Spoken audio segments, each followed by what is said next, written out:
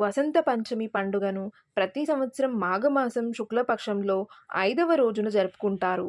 ఈ ఏడాది ఫిబ్రవరి 3న సరస్వతి పూజ జరగనుంది. పురాణాల ప్రకారం వసంత పంచమి రోజున సరస్వతీదేవిని ఆరాధించాలి. ప్రతి సంవత్సరం మాఘమాసంలోని శుక్లపక్షంలో 5వ రోజున వసంత పంచమిని జరుపుకుంటారు. వసంత పంచమి నాడు సరస్వతీ పూజ చేస్తారు.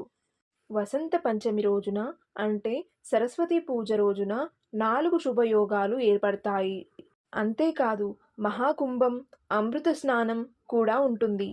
వసంత పంచమి ఎప్పుడు?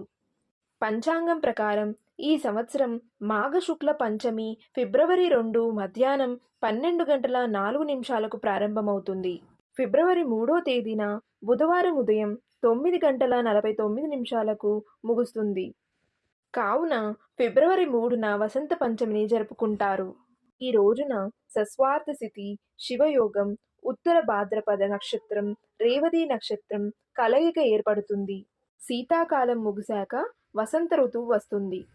వసంత పంచమి రోజున భూమి మొత్తం పువ్వులతో ఎంతో అందంగా కనిపిస్తుంది. వసంత పంచమి రోజున ప్రజలు పసుపు రంగు దుస్తులు ధరించి సరస్వతీదేవిని పూజిస్తారు. వసంత పంచమి ప్రాముఖ్యత. ఈ ప్రత్యేకమైన పండుగ రోజున సరస్వతీదేవి ఆరాధనతో పాటు రతీదేవి, కామదేవుని కూడా పూజిస్తారు. వసంత పంచమిని సరస్వతీదేవి జన్మదినంగా, రతి, కామదేవులు భూలోకంలో అడుగుపెట్టిన రోజుగా జరుపుకుంటారని ప్రతీతి. అందువలన ఈ రోజున దంపతులు రతి, కామదేవులను పూజిస్తే వైవాహిక జీవితంలో ఎలాంటి ఇబ్బందులు ఉండవు. వసంత పంచమి నాడు సరస్వతీదేవిని పూజిస్తే మంచి ఫలితం ఉంటుంది.